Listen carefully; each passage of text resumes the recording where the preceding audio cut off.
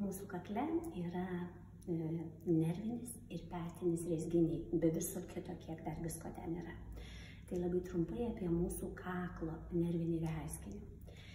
Jisai yra tuo labai svarbus, kad inervuoja tokius raumenis, kaip pavyzdžiui galvos diržinis, priekinis, vidurinis, užpakalinis, mentės keliamasis, trapecija. Bet štai šitas toksai didžiulis raumuo, kuris atrodo kaip kaulas, kai pasukam galvą, tai yra galvos sukamasis raumuo. Ir iš tikrųjų netgi diafragma inervuoja.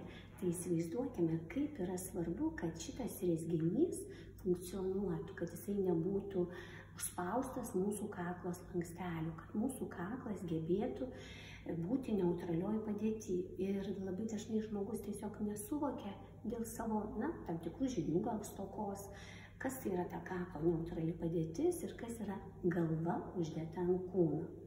O galva uždėta ant kūno, tai vėlgi pasižiūrėkite, aš dabar pasisuksiu šonu ir galva mano dabar nėra uždėta ant kūno, nes aš pakelsiu trupučiuką smakrą į viršų, viskas, mes šito galvos sukamojo raumens aiškaus neturime. Dabar žiūrėkite, aš vėl užsidedu galvą ant savo kūno.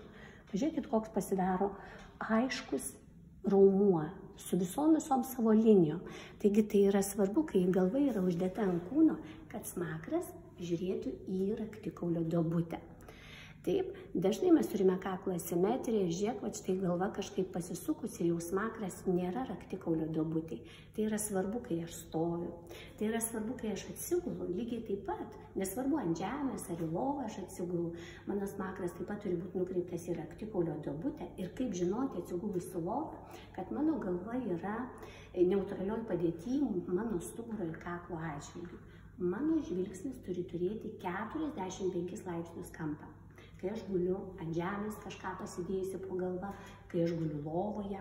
Jeigu aš atsigulusi lovoje, padėjusi galvą, ant jūsų tradicinės pagalvės arba ant mano medinės pagalvės, žiūriu į dangų, vadinasi, mano kaklo linkis yra netaisyklingas ir impulsai, kurie turi patekti į mano centrinę nervų sistemą, yra sutrikdyti.